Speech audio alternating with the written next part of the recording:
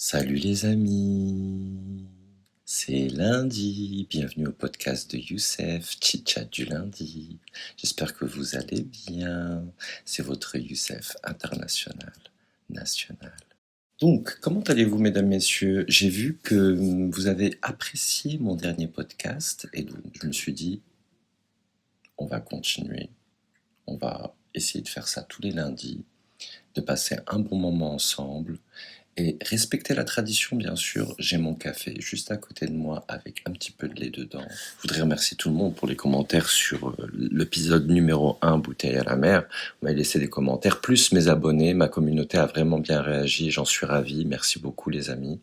J'ai eu 2-3 abonnés sur la vidéo, pas beaucoup, donc on est encore au début. J'ai moins de visibilité sur mes vidéos que sur mes lives. Et donc j'essaie de travailler pour que ça soit plus équilibré.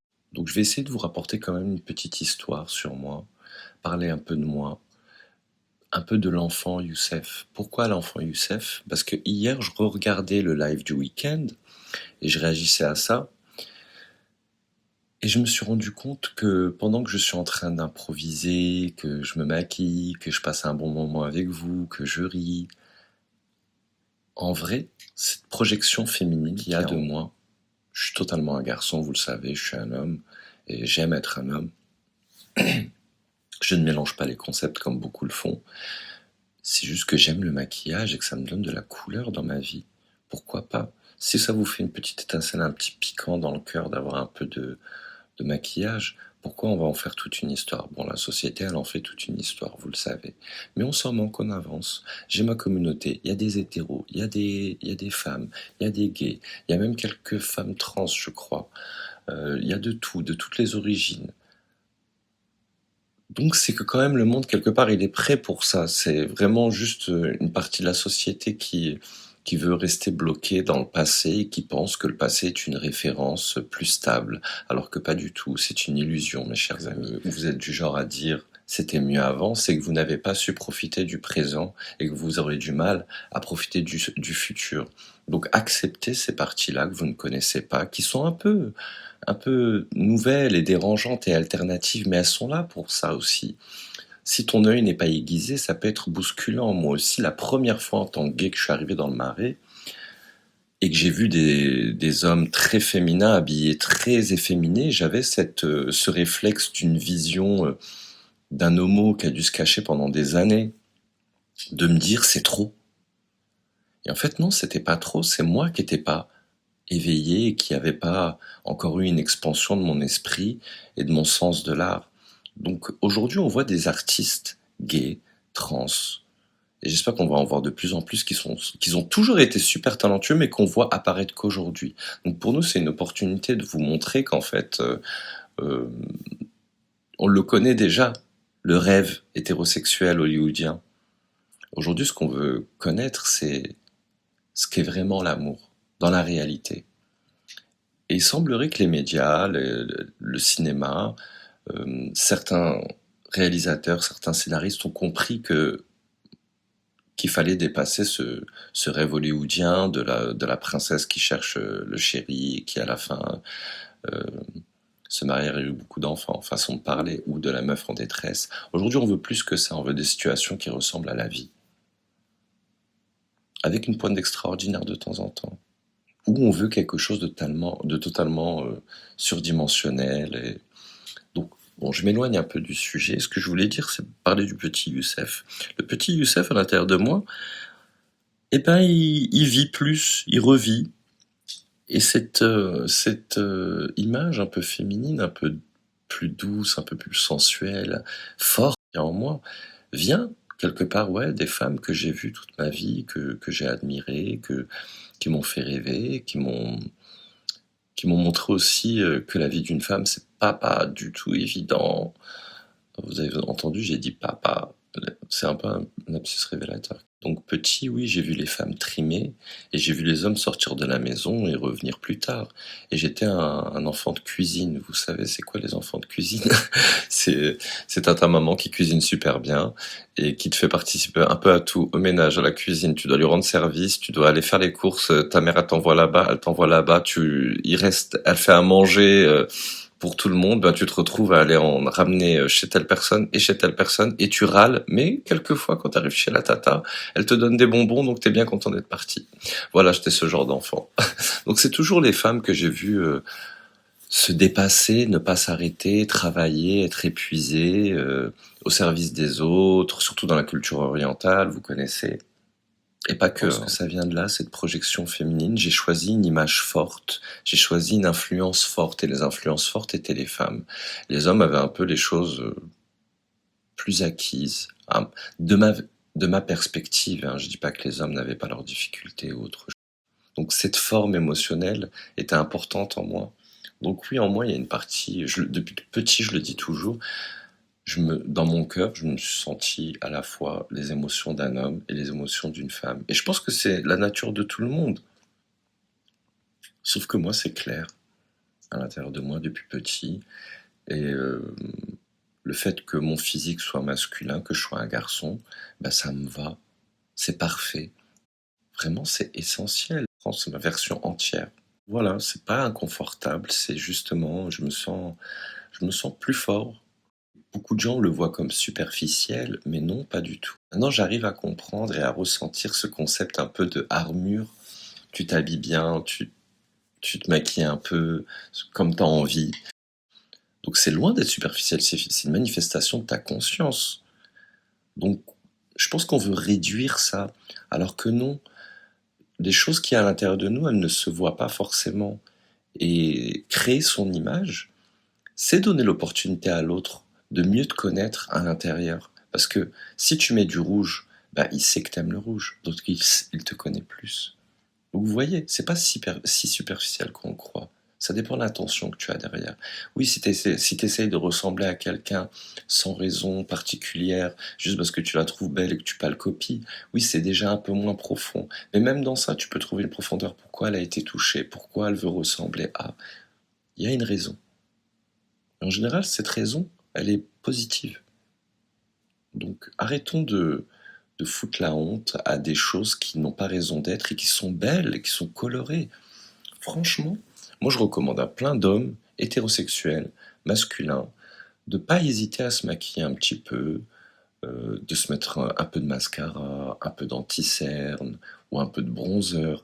Ça y est, on est arrivé à ce temps-là, les amis, on peut. C'est ok, il n'y a pas de problème. Ça va choquer personne.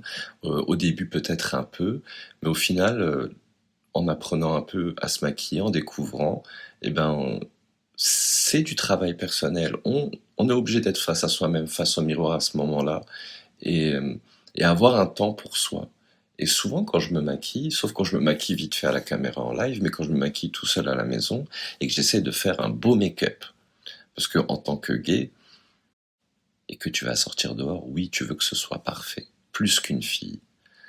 Dans le sens où une fille, on va pas lui reprocher d'être maquillée. Un gay va être un peu contemplé, observé. Et ça m'est arrivé le week-end dernier. Je suis sorti. Il y a un moment, quatre filles très hétéronormées qui, qui m'ont tout de suite suivi. J'étais dans le fumoir, elles m'ont tout de suite suivi. Elles venaient à peine d'arriver, elles m'ont tout de suite suivi. Et elles me regardaient, je me sentais franchement hyper observé. C'était pas une manière agréable d'être observé. J'ai cru que j'étais une poupée ou je sais pas, un être de curiosité. Le fait que je sois maghrébin, j'ai très bien vu qu'en fait, elles étaient encore plus fascinées. Et je comprends pas, et à la fois je comprends pourquoi les gens ont cette réaction, parce que les gens veulent garder une seule image dans leur esprit, je sais pas, des garçons masculins maghrébins, particulièrement en France, alors qu'on est différents. Il y a énormément d'homos, il y a énormément d'hétéros qui sont intellectuels, les maghrébins, les beurs de France, les médias, les réseaux mettent en valeur un type de maghrébin qui est très répétitif et qui n'est pas la réalité complètement en France. Il y a énormément de Maghrébins qui sont très intelligents, très démocrates, très éduqués, et on met pas assez la lumière sur ces Maghrébins-là. Donc faut pas se plaindre après que finalement la France a beaucoup de gens ont une vision biaisée de la carte de la France, vous comprenez? Alors on est vraiment un pays riche et avec des gens très intelligents, des gens très beaux, mais qui souffrent. Qui souffrent. Je vais pas essayer de faire de la politique, je vais juste parler de ce que vivent les gens. C'est ça que je veux parler. Les gens souffrent en France pour différentes raisons, et je pense que c'est important de pas renier ça, parce que quand on sait qu'on a des raisons d'aller mal, on peut se réajuster. Il y a une partie qui n'est pas notre faute. Mais ce qui peut être notre faute, c'est se laisser avoir par une forme de détresse ou de malaise national, dû à des événements. Je pense que c'est important de se rappeler qu'on est dans le pays des Lumières et qu'il faut un peu revenir à cet intellectualisme pour nous sauver de plusieurs situations. Les réseaux sociaux n'aident pas parce qu'ils ont tendance à rendre plus bête et à écourter ton temps d'attention. Ce que je me rends compte beaucoup en créant du contenu, les gens ont besoin que ça aille vite, ils veulent clic clac clac clac clac, ils veulent que je parle plus vite, ils veulent que je sois joyeux, ils veulent que, alors que c'est pas ça la vie. Il y a des moments où je serai très calme, il y a des moments où je serai très sérieux, il y a des moments où je serai ému, il y a des moments où je serai fou. Et je pense que c'est ça qui est intéressant, c'est cette polyvalence. Ça, c'est un vrai humain. Un terrestre extra et pas un extraterrestre. J'espère que vous allez bien, quand même, mes abonnés, que vous vous sentez un peu mieux depuis que je suis parmi vous. Parce que c'est vraiment mon but ultime. Je me rends compte que j'ai le moyen, en étant moi-même, de rendre heureux des gens, ou de leur faire oublier leurs problèmes, ou de leur apprendre des choses et de les éduquer de manière passive, non de manière imposée. Et si ma danse, mon côté un peu boute-en-train, pour certaines personnes qui l'interprètent que comme ça, peut alléger le cœur des gens, c'est vraiment un honneur, c'est vraiment une chance. Je pense que c'est pour ça qu'on est artiste avant tout. Les artistes, on veut vous donner cette impression et ce moment où pendant 10 minutes ou 5 minutes, t'as tout oublié. T'as oublié ta migraine, t'as oublié, t'as oublié ton mal de ventre parce que c'est cette période du mois. T'as oublié que tu rentres du travail tous les soirs et que tu te tapes 1h30 de RER. T'as oublié que ta maman est malade. T'as oublié. Et si moi, j'ai le pouvoir de faire ça, waouh, c'est pas rien. C'est pas rien. J'ai pas tant d'abonnés que ça, hein. Vous savez, les gens, ils ont 10 000 abonnés, 1 million d'abonnés, 3 millions sans patates d'abonnés. Moi, j'ai 1200 abonnés. Mais c'est déjà hyper riche ce que je vis. Donc, ouais, j'ai de la gratitude. C'est pas facile. Il y a des moments comme hier soir, j'étais un peu...